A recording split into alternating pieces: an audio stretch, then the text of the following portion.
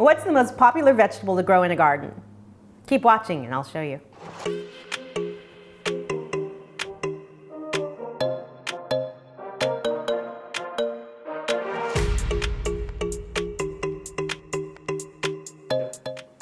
It's a green bean.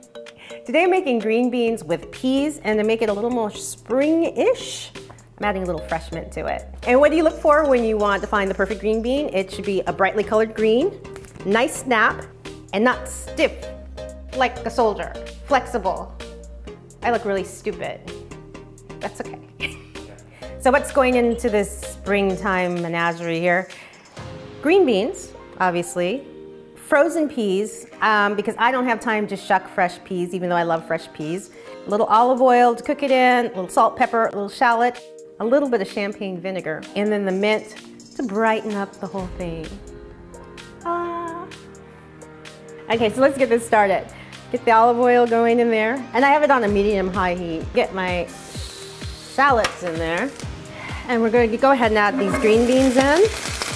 Woo, get that going. Get the peas in there.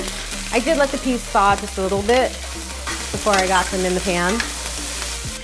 Need a little salt, a little bit of pepper. I'll know when the green beans are done cooking. I'm gonna go in with my fork and do a little taste test along the way. I'm gonna let these cook for about 10 minutes, but I'll check them before because I don't want them to get wilty. No wilting. Yes, I'm Instagramming again.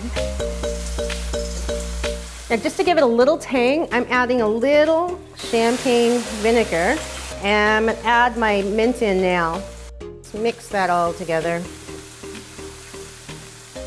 And we're ready to serve this. A little bit of springtime.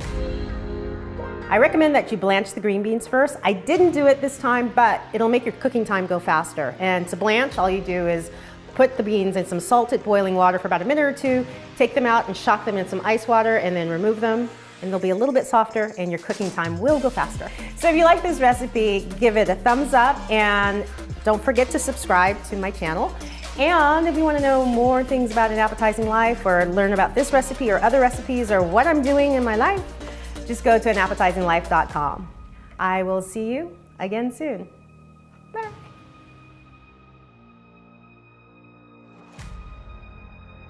What vegetable is the most popular kid in the garden?